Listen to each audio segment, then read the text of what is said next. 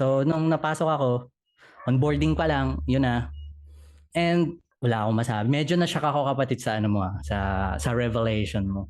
I hope this is also a lesson sa mga ano.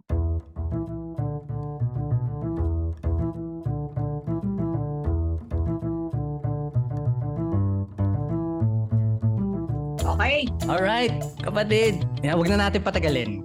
Okay, as promised, sabi nga natin sa ating first episode, we will talk about things that are normally not talked about. So the topic for today, pag-usapan natin ito, freelancing scams. And for context, again, I requested to have this the very first topic. So wala sa plano to, iba yung nakalinyang topic namin. And thank you kapatid for allowing yung pag-include ng episode na to. Before we begin, housekeeping ulit. So mahilig ako dito sa housekeeping. Okay? The goal of this episode is to determine red flags. Ayun. So, 'di ba? Parang awa mo na naman pag may nakita ka na namang red flag. Please naman, medyo due diligence naman, 'di ba? Ganon, no? So that's the goal. Recognize the red flags. And I'd like to apologize then kasi this episode will not be about how would you run after the scammer or paano mabalik yung pera mo kapag pag na-scam ka na, no? So I'm not a lawyer. Neri's not a lawyer as well, so this is not legal advice. Okay? Ano to?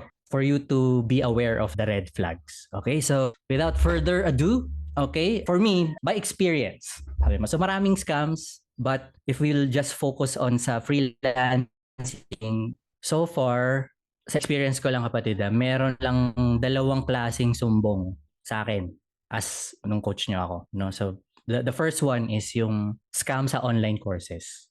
Okay? And for clarification, online courses are not scams. Okay? By nature, they're not scams, but there are people who use it to scam people. Okay? And kapatid, ito, for context ng nung first sumbong, no? If you remember, siguro last quarter of, I don't know, 2022 or last year, maybe 2022, nung 2022, right? Nag-DM ka sa akin, nag-approach ka. Sabi mo, kapatid, kamusta sa coaching program na to? Kasi tinanong ako ni Neri dahil part ako ng coaching program na yun. Okay? So, how is it inside, no? Do you want to have the floor, kapatid? Tell the story. Hindi ko na masyadong maalala, pero parang tinanong kita about that, kung okay ba yung modules or yung lessons na tinuturo, yung strategies na tinuturo. Tapos parang my due diligence at work. Kumbaga, I ask, how's the module, yung fulfillment, may testimonials ba? Or, diba, parang I want to make sure, kasi parang hindi naman siya birong pera yan na ilalabas ko to invest. Yeah. Para sa sa program na yon. So, and I've seen na nandun ka pala sa program na yon. So I had the impression na parang, okay, so parang legit naman yung kuha ko sa yung feedback kasi you're in the program na. So direct, kumbaga first-hand experience. So, ayun, parang, to be honest, hindi ko na masyadong maalala yung details. So, parang remind me again.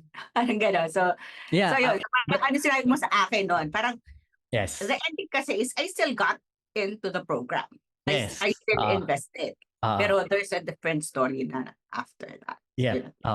So ako, just for the record din, I am happy with the program. And sinabi ko naman yun sa'yo. I was happy na nabigay sa akin yung promise nung program na yun, no. So ngayon, I wanted to put that in context na lumapit ka sa akin kasi from experience, so kapag may nagsusumbong sa akin na parang, Coach, tulungan mo naman ako dito kasi nag-under-deliver or undeliver si ganitong guru sa course niya, ganun, no? And it pains me to say this, no? Pero yung quote-unquote victim it's not off the hook here. Kasi you can't just say oy, na-victim ako nitong guru na to or na-scam niya ako. You can't just say that without proof, no? And karamihan, there's no case. For example, kasi nag-enroll sila, hindi naman sila kinuhanan ng pera talaga, no? Hindi naman pinilit sa kanila yung kunin yung pera nila. Parang there's no sales page in it. I mean, kaya importante yung trabaho natin, kapatid, eh. Di ba? Kahit wala nagbabasa ng mga sales page na yan, importante yan. Importante yan. Kasi nandyan yung detalye eh. Pag nag-enroll ka, di ba ikaw halimbawa may course ka. Oh, ito sales page. Tapos pag may nagreklamang member sa'yo na, coach, dapat ganito yung program natin. Teka, ito yung sales page eh. Ito yung promise ko sa'yo, di ba? Pag gano'n. So, they enroll there without it. So, mahirap maghabol, no? So, for me, medyo red flag na kapag mag-enroll ka, tas walang sales page, parang magkakaroon kayo ng transaction tas walang sales page, mahirap yun. That's why Neri approached me. Okay? That's why Neri approached me. Okay? Parang sa time na Parang yun, may sales page naman si coach. si coach. Si Mm. Coach X, for example. Although, ang hindi Mm. kasi inaw sa akin, yung nitty-gritty details ng program. Parang, okay, meron Yes. siyang list Oo. nung parang lessons whatsoever. Pero parang, okay, Mm. title, but hindi malinaw sa akin anong laman sa loob. Parang, Yes. makakatulong ba yun sa akin, di ba? Parang, is it something that I need for my Mm. business? So, yun. So, nakuha ko naman yung sagot sa'yo, which parang you're happy with the program. So, parang, I take it Yeah. at face value na, okay, happy ka. So, alam ko kung ano yung parang kalidad mo when it comes to enrolling in courses. So, parang, sige, I enroll. So, although medyo, Yeah. siya, And ngayon, parang, may sales page na that's, pala noon nung time mo, kapatid. Meron na pala. hindi siya sales landing page, pero parang a few hundred words, tapos button. Parang, Copy. Na, parang quick copy, ganun. here's your problem, parang here's your problem, here's the results that you're after, ito yung makukuha mo, boom. Yeah. Yun. Yeah. Usual, Nung, parang application type of sales page. So that's why parang hindi malinaw sa akin. Parang right. I'm looking for more details about that. Pero kasi parang na-tap niya yung pain points ko during that time. So that's why I asked you. Yeah. Is it something that will benefit Mm. me? Ano bang laman sa loob? How was your experience and all that? So, sinabi mo naman, okay. So, I decided to enroll na nga. But then, during the course of the program, okay pa, mga isa. So, may mga lessons, may calls, may one-on-one coaching calls, may one-on-one coaching call ako nakuha, may group coaching and all that. But then, biglang natapos yung program. Natapos in a sense na wala nang sumunod na calls, walang continuity nung program, nawala si coach. Although parang, I'm not asking for a refund kasi parang I got something out of it naman, but not whole. Yeah. Parang not the whole program Yeah. that person promised. So, siguro sasabihin ng iba, bakit hindi ka nag-reach out dun sa coach? Di ba? Parang, sinabi mo, hindi ka nakapag-deliver. Ang take ko naman kasi doon is, you as a coach has the responsibility to deliver. Mm-hmm. Diba? Kung nag-promise ka sa sales page mo, kailangan panindigan mo. Or kailangan i-deliver mo. Even if it's late. And you should have the audacity to apologize. And reach out to us, each and every one of us. Or even in the group chat that we were in during that time. Na I'm sorry. And for me, I will gladly accept that you apologize and admit that you have shortcomings when it comes to the fulfillment of the program. That would be parang a brave act in its own for me, for you to admit that you made a mistake and that you have parang a way to, you are making way to make up with the shortcomings. Kumbaga, hindi yung bigla na lang nanahimik, tapos wala na. What happened? Parang ka pala, kapatid. Interesting, no? Interesting. Yeah, that's what happened. And up until now, I don't know kung ano na nangyari. Kung ano na nangyari dun sa group namin. Last episode, or the intro episode, we're just mentioning na baka meron tayong different insights. No? So, hindi pa pala nagtatagal. Hindi pa man din natatapos. Yung ito is meron na tayong medyo magkaibang experience naman. No? So, if I may, ano naman my part. So, sa'yo pala may copy, ganyan. And buti you mentioned na it's an application sales page or whatever, no? It's an application type, no? Yes. So, ganun din sa akin. Ganun din sa akin. So, for me, kung malabo yung sales page, red flag. Nalalabuan ka eh. Diba? But there's an application. Yun, kapatid, yung kinapitalize ko yung application. So, I was clear about it. Nasabi ko, ito yung kailangan kong tulong. Okay. So, I don't care how many modules are there, how many calls, whatever, ganon. So, sa application pa lang sinabi ko, I need help with this. Nilista ko kung anong kailangan kong tulong. Mhm. If you can help me solve these problems, accept me. I hope I get accepted. If you cannot help me, there's no reason na kunin mo ako. So, there's no Yeah. drama on the application. Wala yung parang, oh, one day gusto kong maging ganito ang buhay ko na ganyan, malibre ko yung ano sa kainan ng hindi tumitingin sa presyo ng menu. Walang ganun. I mean, kapatid, ito, let me just medyo vent out to I mean, kung yun lang naman yung ilalagay mo sa application form, kapatid, no? Parang sabi ko, one day gusto kong masama yung pamilya ko sa travel or malibre sila sa restaurant. I mean, kung yun lang pala yung gusto mo, wag ka na lang mag-enroll dun sa program. Yung pang-tuition mo dun, yun na lang yung panggastos mo sa travel tsaka sa, di ba, sa restaurant. I mean, parang what the F, di ba? Yun yung ilalagay mo sa application form for real. Tapos kapag quote-unquote under-delivered or undelivered, sasabihin, parang i-judge mo si guru na nag-under-deliver. Parang for me, yes, maganda yung sinabi mo, kapatid. Sorry, nahulog lang yung pen. Maganda yung sinabi mo na there are times na the promise are under-delivered. It happens. Talaga, it happens. It happens. It happens. Kaya dapat, you protect yourself from it, di ba? Na merong detalye ng deliverables, parang tayo lang sa freelancing, kapatid, di ba? Pag nag-send tayo ng proposals, di ba? These are the deliverables. Kapag merong ipapagawa sa yung wala dyan, dagdag bayad ka muna, kliyente. Hindi pwede yung ito yung napagkasunduan natin sa proposal tapos may iba kang ipapagawa. Hindi pwede yun. Di ba? Hindi pwede yun. So it's the same concept with online courses or coaching, ganyan. Basta-basta sa DM lang or hype, sales page, gano'n, no? Di ba? Kaya kahit yung mga ibang courses, kahit wala nagbabasa ng sales page, talagang long form. Kasi pag hinabol sila, 'di ba? Ito nga yung ito nga, 'di ba, pag may nag-enroll nga sa atin noon, kapatid, sabi, naku, hindi ko alam ganito pala yung culture dito. Ganun, meron palang mga ganitong feature, ganun. Kasi nung nag-enroll ka, visit ka, hindi ka nagbasa ng sales page eh. 'Di ba? Meron talaga 'yan. Meron kasi nakalagay diyan yan, 'di ba? Suntukin kita diyan. Nung hindi alam, 'di ba? So as the course creator, pwede kong isampal sa member 'yon, no? Na parang buong ka ba? Parang, di ba? Ito yung in-enrollan mong page eh, tapos hindi mo babasahin, di ba? So, bottom line, kapatid, di ba?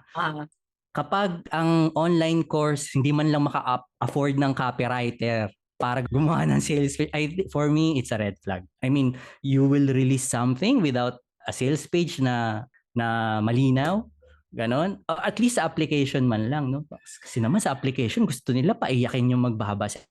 Parang ginawang Miss Universe na parang, di ba? Parang wala na, natitrigger ako sa mga ganon. So, paano mo ngayon mami-measure kung under-delivered, di ba? Paano nga? Hindi mo mami-measure kasi ikaw na customer, hindi ka klaro eh. So, that's why I'm happy, kapatid. That's why I'm happy with the program. In fact, I think the promise there was 3 or 4 calls. I don't know. Can't remember. Pero we are done with just 2 calls lang. And I didn't need to attend the group session. Ganon. Parang di na eh. Kasi I got what I need eh. Kumbaga, onboarding pa lang, onboarding pa lang, may plan, So onboarding pa lang, kasi nga clear. Tapos yung next call, na lang yon, parang refining na lang ng mga gagawin kong steps. Parang ganon. And then, alam mo, hindi na ako ako na nagsadya, hindi na ako nag-book ng remaining calls kasi ano pang pag-uusapan namin, I got what I need already, kumbaga. So, bottom line, the responsibility, it's not the victim's fault, but you are still responsible. Okay? Parang, don't act like ninakaw sa'yo yung pera na yon ng guru or what, diba? Kumbaga, ikaw yung nag-shell out niyan, no? So there, kumbaga, lang din, that's the red flag. Kapag walang matinong sales page, puro MMK stories, no, pati yung testimonial, parang maalaala mo kaya wala man lang 'di ba? Results-based testimonial. Medyo red flag na 'yon, 'di ba? Red flag. Alam mo, kapatid, ang hindi ko makakalimutan sa DM mo sa akin noon. Sabi mo, kapatid, kasi malabo yung testimonial eh. Sabi mo sa akin. I remember that. Sabi mo, ang labo kahit yung testimonial ang labo. Sabi mo ganun. So, what I said to Neri, for context, sabi ko, sa application, just Just put what you need to achieve. If matutulungan ka, i-accept ka naman. Pag hindi ka matutulungan, ba't ka naman i-accept, di ba? So that's what I did. Okay? So yun, pointers, iwanan na natin to. Okay? Disclaimer, kung alam nyo yung program na tinutukoy namin, I am happy with it. I will swear by it. Happy ako sa, at least at the time na nag-enroll ako. But I would admit, Yeah. there are red flags. Okay? There are Yeah. red flags present. There are red flags. And Yeah, and I overall, protected myself with it. Mhm. Overall naman, when it comes to the program, there's value. Parang sa mga calls Yeah. namin, yes, there's value. Mm. And talagang, I just find it, parang I find it surprising na bigla na lang nawala. Parang yun yung parang Okay. without proper context, without proper communication to us, na parang Yeah. what really happened. Kasi at the end of the day, we will understand whatever is happening during that time. Kumbaga, parang for us, kung gusto parang I didn't take it to the coach. Parang it's something na parang kasi may nakuha naman akong value. It's just that yung na-promise niya na makukuha namin within the program, hindi siya na-fulfill lahat. Yeah. So yun. So parang and I'm getting the same feedback with my other parang kasama dun sa program. Latag naman yun. Tapos checklist lang yun eh. Di ba? So yun. Kumbaga parang this is a parang equal then with other course creators na it's okay to not be okay. Just let the students know about it. Kasi if you let us students hanging without you parang without you telling what really happened and what's gonna happen next, parang you just drop the ball and that's it. Parang that's an unfinished business for me. And because of that, parang you left a bad taste in my mouth na parang ganon. Parang you've made not so good impression na. So parang I don't look at that person the same way. Parang ganon. Because of sayang. that. Sayang. Parang nandun na siya eh. Ganon ang tingin ko sa kanya, that's why I enrolled eh. But then because of that, it plummeted to the bottom. Which could have been repaired. Sayang. Parang if that person is out and lesson din yan, no? Yeah. Mga nag-o-offer ng mga coaching dyan. Gumawa na kayo. Hire niyo si Nering copywriter. Para sure. Di ba kasi tayo tinatanong natin yung kapatid. That's for another story, di ba? Diba? Pag nagsusulat tayo ng copy, sabihin natin, uy, online course creator, ito na yung copy, ito na yung bullet points. Ano dyan yung kaya mong i-deliver at hindi mo kayang i-deliver. Yung hindi mo kayang i-deliver, i-cross out natin. Di ba ganun sa process? Yeah. Gawa tayong sales page. Parang, ito kaya ko to. Ganyan. Ito, wag to. Ganun. Aalisin. Parang may usually sa mga one-on-one or group coaching program, parang merong clause na no refund policy kasi this is based on experience. Parang there should be also a protection at the end of the coaches or the students na mag-enroll na parang, ano naman kung hindi ikaw yung nag-deliver? Ano naman gagawin? Yes. Parang there should be protection for that as well. Diba? Parang hindi lang dapat one-sided kasi ikaw yung nag-provide ng insights and experience and all and lessons and strategy. Paano naman pag hindi na-deliver for some reason? Parang fair and just for everyone. Yan lang. Yeah. Red flag again, to summarize the first point. The red flag is pag walang clear na deliverables, plant the first red flag. And at least for me, dahil gusto ko rin naman makapasok, may application. My God, be clear on the application naman. Kung ano yung gusto mong ma-achieve para sa'yo. It's not a Miss Universe question, no? So, be clear, be specific, ganon. Okay, so it's your chance na nandun, di ba? Nasa application form na yon to say. And proof yun na, di ba? Have you noticed how I protected myself? This is my problem. If you can help me, I hope I get accepted. If not, do not accept. So, nung napasok ako, onboarding pa lang, yun na. And wala akong masabi. Medyo na-shock ako kapatid sa sa revelation mo. I hope this is also a lesson sa mga And ito kapatid, meron akong what's this? Since we're on the topic of sales page, gano'n, no? Or ganyan, na parang how to protect yourself using the sales page, no? So for example, ako sa akin to kapatid, sabi ko sa'yo kanina, ang bait mo naman. Kasi ako hindi ko kayang palagpasin yun. Kasi it's my hard-earned money, na gano'n. And if you can't fulfill whatever's written doon, I think I deserve some refund, lalo na kung may may refund clause. So you may say na I am not that nice, but I think I'm fair. Okay, I'm fair. Kasi ito yung agreement natin eh. This is an agreement, no? When I click the buy now button sa sales page, yung lahat ng nakasulat doon was our agreement, no? So for me, for example, yung mga features na nandyan, yung mga whatever expect ko sa loob. Tapos biglang magbabago at the middle of the, for example, it's a 1-year access to whatever, 'di ba? It's a 1 year. And then biglang magbabago, hindi mo na ma-fulfill yung promise mo sa akin dun sa in-enrollan kong sales page. Diba? Yeah. And I think we need to sit down kung paano natin aayusin to. Kasi unfair naman sa nag-invest, di ba? Na babaguhin mo na pala kaya ako nag-enroll kasi akala ko may ganitong feature tapos biglang mawawala kalagitnaan, di ba? Pag ganun. So, yun lang, sample lang kung paano mo siya i-apply, di ba? On how to protect yourself. Make sure may mga ganong asset si business. Okay? So kapatid, if you're okay, wala kang idadagdag, we can move to the second one na Second one na, Good.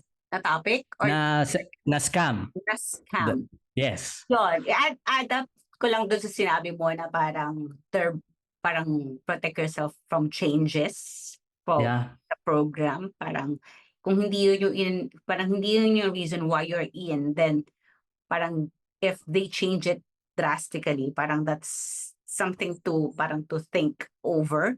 Yeah. Or parang kailangan pag-isipan mabuti. Parang hindi. Because for me, that's a major decision. Kumbaga parang part of the program tas tatanggalin mo. Because, well, even if the intention is good, still, parang hindi siya something that, for me, kailangan desisyon na mabilis. Parang kailangan pag-isipan. Yeah. Bago ka nagdesisyon.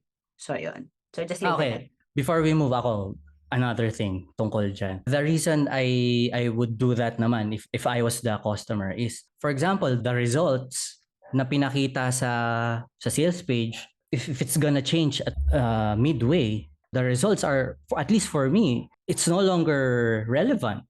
I mean, kasi yung result na yon nangyari with that format eh. Diba? With that format. How can the new format give the same result? The testimonials are no longer relevant there. Kumbaga, di ba? Kasi ganun yung structure ng sales page, di ba? This is the sales argument. This is the proof that it works. You cannot use the same proof. Kasi you changed the sales argument already, di ba? You cannot use the same proof. So ako kaya yun ang ko. And then, if one day, siguro makapag-produce uli ng results and if I will be welcome to enroll back in, di mas matutuwa ako kasi, di ba? Parang, anyway, yun, lang sa akin, importante sa akin yung kasunduan. Yun lang, I take that seriously pag ganon. And speaking of kasunduan, perfect segue to our next point, the next scam na nararanasan ng mga freelancers. This is a big one, investment scams. Okay, again, disclaimer. Again, kagaya ng online courses, investments are not scams. Okay, investments are legit like online courses, but there are people who use it to scam people. Okay, and actually walang pinagkaiba kapatid sa online course, at least for me. Parang the victim is not, it's not at fault, but they are responsible. Like yung una ko rin sinabi, hindi ka naman pinilit na ibigay yung pera mo. Okay? And it pains me to say this, kapatid. No? Baka first episode pa lang may haters na tayo dito eh. Kasi baka yung mga tao na ikinig ngayon mag-drop off na pag sinabi ko to. No? Parang yung mga victims, you've been a victim of your own greed. Yun ang ko dyan. You've been a victim of your own greed. No? Di ba parang sabihin mo, hindi ako naniniwala sa get rich quick schemes, ganyan. No? Tas sinayin na nga ng double your money or whatever high yield, parang nasilaw ka na. Parang bright shiny object online course, no? Nasilaw ka na. So, your greed kicked in. Yun ang tinap nilang emotion sa'yo. Yun yung emotional trigger mo, the greed. Yung greed na yun. So, amazing, no? Pag natap yung na yun, emotion na yun, na hindi ka na nakakapag-isip. So, siguro another topic natin to in the future, kapatid, no? Yung mga emotional triggers, emotional buying triggers, no? So, ilista natin yan. So, anyway, hindi natin di-discuss ngayon yan. So, sa nakikita ako naman, kaya sila sa scam sa investments, for me, aside from greed, ay ano na rin, financial ignorance na rin. Okay? So, for example, ito very simple Oh, ito investment opportunity, kapatid, no? Ito, ganyan. So, narinig mo lang yung word na investment, para sa'yo, investment na yon. And for all you know, yung taong nagpresenta sa'yo, hindi rin niya alam yung sinasabi niya, no? Possible, no? Hindi rin niya alam Yeah. yung sinasabi niya. Kasi, di ba kapatid, pag investment, you join the profits of the business and you join also the risk.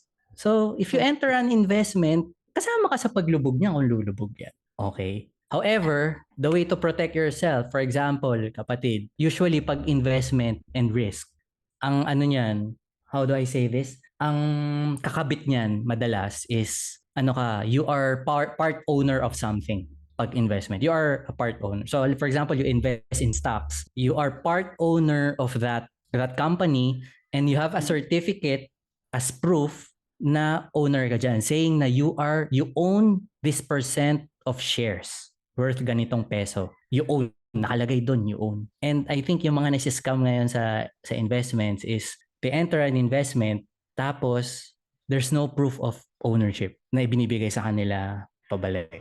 So, yun. So, medyo chicken and egg, parehas may fault. Okay? Like I said, na-hit yung emotional trigger mo na greed. So, ano ka dyan? Binigay mo yung pera mo dyan. And since investment yan, risk talaga yon. So, kapag hindi naman pwedeng share ka lang ng profits pag investment, no? Pag also share the risk pag ganun, no? So, again, yun, example na yon, for me, that's the biggest red flag, you know? Pag sinabi sa'yo na investment yon and there's no proof that you own something, there's no proof of equity, medyo red flag yun na ganun. In fact, it's a red flag in so many ways kasi pwede ka lang mag-manage ng investment pag license ka, pwede ka lang magbenta ng investment. Di ba pag-manage sa pagbenta ng investment, kailangan license ka dyan. So the fact that a random person is presenting it to you, it's a major red flag already, no? Pag ganun. So, ano kapatid, you wanna say something ba? Na, ano? Yeah, ano din, parang kagaya din na sinabi natin kanina, do your own due diligence before Yeah. you actually invest in something. And ako kasi parang when it comes to investment, if it's too good to be true, it's probably right. Di ba? Parang talagang too good to be true siya. Di ba? And pag investment kasi, when yung sinabi mo sa kanina na parang co-ownership of something, Yeah. Part owner ka. part owner ka, yung ganun yung arrangement, parang I have to be sure, and I learned it from you din, parang I have to be sure that the document says that I'm a co-owner. Yes. And how can I be sure that it's a document that says that it's a legitimate na contract na I'm the co-owner, dapat nakalagay yung pangalan mo sa titulo, di ba? Correct. Or in a sense, parang there's a deed of sale man lang of the property that says Yeah, that you're if it's a part of property. the buyer. Diba? You're Mm. part of the buyers ng property na yun for you to be a co-owner. Kasi in residential, parang I worked in parang the real estate for 7 years before I got into freelancing. So I know parang the legalities when it comes to land ownership, title, and all Yes. that. Mm. Yun, parang I have to know, especially if I'm investing millions, Yeah. Oh. what's the legality of this, diba? And yun nga parang I've also seen online that there are parang person or businesses that do that without parang the legal capacity to do so. Parang hindi naman pala pang investment yung registered company, pang pang other things. Tapos nag-offer ng investment opportunities. Parang that doesn't make sense, diba? Parang you should be Red flag na agad yun. worry or parang cautious. Bakit hindi ganon, di ba? Parang hindi naman pala pang investment. Bakit ganyan-ganyan? So, yun, parang have an awareness muna. Kumbaga, if you really want to own something, then save up to buy something. Or parang get a property of your own, not a co-ownership of somebody else's property, di ba? Para sure ka na it's really sa'yo. Di ba? Hindi siya parang, okay, I invested millions tapos I'm not sure if this is really in my name or not. Parang ganon. Parang meron lang tayong kontrata, but how legitimate it is, diba? Have you asked a lawyer about this? Have you experts like licensed real estate brokers about parang about the situation, is that a legitimate transaction, di ba? So you have to be aware of the things that you're parang of the decisions that you're making when it comes to your finances kasi that's your Hard-earned na yan. hard-earned money, Hard-earned di cash ba? yun. Yeah. Mm. Di ba? Hindi mo yun napulot lang sa tabi-tabi, di ba? Pinagpaguran, pinagpuyatan mo yun, di ba? Paguran. So, you really have to make sure that it's doing its true purpose to serve you, not to serve somebody else. Kasi ikaw ang naghirap doon, di ba? Yeah. Kaya hirap ng trabaho natin kapatid as copywriter kasi tayo yung nagtitrigger ng mga emotion na yun eh. Di ba? Yeah, madaling trigger kasi yun. Kasi that's Kahit matino emotion. ka isipan mo eh. Emotional kasi siya eh, na decision eh when it comes to investing or parang not just in courses but in properties or other products, di ba? Iipilan natin yung kapatid yung topic na yan na segue ako kapatid Parang si segue muna ako. Kasi minsan napag-usapan din namin ni Faye yan na alam mo may manlilimos sa amin, no? Drive tas may manlilimos, no? Parang alam mo na sa sarili mo na it's wrong to give, but there is an emotional trigger na nangyayari sa iyo eh. No, so even if you are very aware, parang oh gosh, you need parang to satisfy the emotion. So bubunot ka ngayon at whatever is kung ano man yung transaction na yun. So pag na-trigger siya, anyway, this is a topic on its own. Na-amaze lang ako since napag-uusapan na natin siya ngayon and to the victim, so you're responsible, it's not your fault. It's not your fault in a sense na it's human psychology. Okay? Natap yung greed mo yung emotion na yun Natap yun. And then nung natap yun, nawala ka na sa ulirat mo. Promise it happens to all of us, even me, na parang minsan copywriters na kami, naiinis pa kami na parang bad trip naman to mambudol Parang makatap man ng emotional trigger. Di ba nangyari sa atin yan Kasi people buy based on emotion and then Diba? justify it with logic later on So yun yung hindi naman una yung logic when you're buying. It's really the emotion that's first. Parang nilapitan pa kita nung kapatid, basahin mo nga nung sales page na to. Parang, aminin mo, nag-enroll tayo doon. Nag-enroll tayo doon na parang sort of, hindi naman budo, pero we're happy with But the thing is, the emotion was triggered doon sa na yun. Galing yung copywriter noon, ibig sabihin. Oo. Which is, by the way, made by an AI, yung sales page na yun, na in-enrollan namin. So, anyway, ganun. Yeah. Parang just to give context din kasi baka kunin nila ang face value na ang galing ng AI na copywriter. But the thing is, parang the output is from AI. But there is a copywriter behind. Yes. Yes. Kasi the AI output will only work if you know that emotional triggers, customer psychology and all that, persuasion, for you to be able to maximize yung output ni AI. So yun, medyo na-segue tayo sa ibang topic. Napabili tayo dun. Pero I'm with the victims here. It's not your fault. But like you, sa victims and us, we are responsible with our purchase or our whatever transaction. Okay? So anyway, going back, investments. Nabanggit mo rin kapatid na you were yung parang dapat tama yung documents, no? Pag investment yan, kailangan, since it's a risk, investment is a risk. Dapat medyo meron kang, 'di ba, high risk, high reward diyan. So dapat parang owner, and ito pala sabihin ko the returns on investments are not guaranteed. Okay? Kasi it's based from the profit of the business, which is also not guaranteed. So how can someone guarantee a return on investment? And next doon, tingin ko ito kapatid, hindi lang kasi nila alam yung pagkakaiba between an investment and yung nag-guarantee naman ng returns, which is utang, loan. Okay, so parang bangko, di ba? Parang pautangin kita 7% interest, guaranteed makaka-receive yung bangko sa atin kung nag-loan tayo sa bangko, 7% additional from the principal, di ba? Guaranteed yung kasi utang yun pag ganun. So, ngayon, kung sinabi sa'yo ni scammer ay investment to, pero walang proof of ownership, most likely it's a loan. Parang ang nature niya is loan. Kumbaga, kinuha niya yung pera mo, ni-leverage niya as quote-unquote utang, although pinosisyon niya as investment para mapamukha sa'yo na risk yun. But it's really a loan. Utang yun. And kapag loan, meron dapat dalawang element, no? May interest, which is guaranteed. So, pwedeng, double your money in 12 months. Kung makakapagbigay ka ba ng ganong interest, di why not, di ba? Pag ganon. And pero, ang nature ng loan compared sa investment kapag, kasi pwede kang hindi magbigay ng returns dahil hindi nga guaranteed yun no? Pero pag interest at hindi ka nakapagbigay ng interest, nakapagbayad ng interest, dapat may penalty yun. So, may isa pang nature yun. So, I think yun yung nangyayari sa mga quote-unquote na victims ngayon. They were presented with an investment na hindi naman pala, sinabi lang na siguro may ownership sila, whatever, pero hindi naman sila owner. I don't know, I haven't seen the contract, so don't quote me on that. I don't know. But based from kung ano lang nakakarating, there's no proof of ownership so far sa mga nagsasabi sa akin na ganun. So kung walang proof of ownership, inutangan ka niyan, pre. Inutangan ka niyan. So, tas guaranteed pa na quote-unquote returns. Siyempre, interest yun.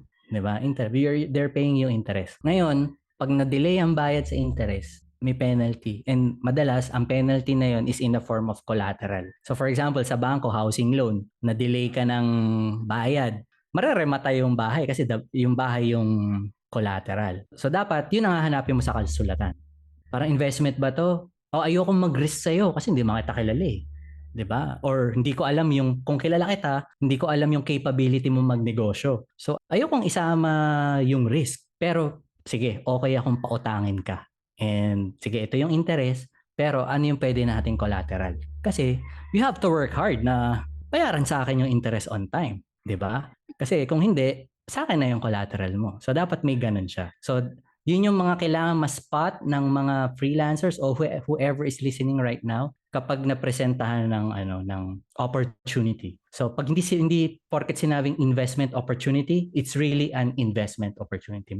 Madalas ang sinabi lang na ganon, pero ang nature nun parang manghihiram lang sila ng pera sa'yo. Tapos hindi ka naman owner nung ginagawa nila. Which is okay. It's okay. However, you have to look at the documents, magkano yung interest, are you okay with the interest, kailan ang payment terms, and pag hindi nakapagbayad, what's the collateral?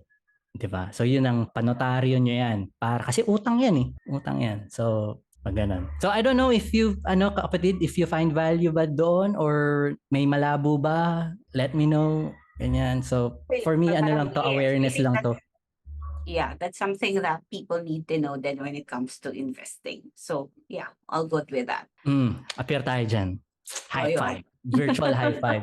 So, Neri and I are not on the same room. So, props to the podcast team who makes this parang magkasama lang kami sa isang kwarto. Okay. So, ayun. Ano ba? I'll wrap this up.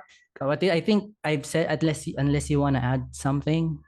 Ganon. The biggest lesson. I think so. Parang when it comes to enrolling on freelancing courses or programs, siguro, parang make sure you have appetite for risk din. Or kahit in investment, you have appetite for risk. Kasi that's what you're doing. Parang, hindi naman parang, in a sense, sugal siya. There might or might not be a return on your investment. Yeah. But the thing is, you can minimize the risk if you will do your due diligence. Kumbaga, if you're careful enough to know what you really need and what you want, to be clear on that, I think that's your way of protecting yourself then. And if you are parang one of those people na nag-invest on a program or an investment portfolio or whatnot, and you experience or parang not so good experience when it comes to the program, may that be parang a learning lesson na kailangan alam mo yung papasukin mo. Handa ka sa kung anong pwedeng mangyari. Correct. So, yun. Ako, final words, kapatid. Hindi na bago ang concept ng negosyo sa atin. No? I mean, parang the concept of business was not invented yesterday. Okay? Meron ng mga policies, meron ng mga processes in place ang mundo para sa mga ganyang bagay. Kung pag mag-i-invest ka, meron ng proseso yan. So for me, at least pag hindi ka dumadaan sa ganong proseso na kapatid, it made the tycoons out of, the Cs, the Ayalas, the Razons, whoever. ito na yung ginagamit ng proseso ng mga prominenteng tao, no? Bakit ka pa magde-deviate doon? Applicable din sa atin 'yun, kahit hindi tayo kasing yaman nila, 'di ba? It was created for anyone who wants to do business, and it's created for everyone who wants to invest on them, on whoever business. Meron na tayong proseso diyan. So kapag medyo nagde-deviate tayo diyan, ingat-ingat na tayo. Ingat-ingat na tayo, no? Proceed with caution, ganon. Okay? Ingat-ingat. And yun nga, please naman. Sinabi ko na rin sa inyo to, Neri, nung back on my coaching days with you, no? Parang I hold you and our members accountable dito na parang please naman, no? Parang be responsible with your purchase. 'Di ba? I mean, I'm telling the story kung paano ko sinasabi sa inyo nung time na yon. Parang be responsible on your own purchase kasi hindi ka naman pinilit bumili, 'di ba? Be responsible. It's your decision although you're not at fault, but you're not off the hook. So, yun. Yun lang sa akin. I hope this brings awareness to whoever's listening. And again, I'm sorry if there's no parang solution here kung paano mababalik yung pera mo. This is not legal podcast. This is not a legal podcast. So there, ano lang tayo dito, awareness na bakit ba nangyayari to sa atin? Ba't ba tayo nabi-victim? Okay? So most likely we are a victim of our own greed, and dahil na-trigger ang emotions natin, nawala na yung logic sa atin.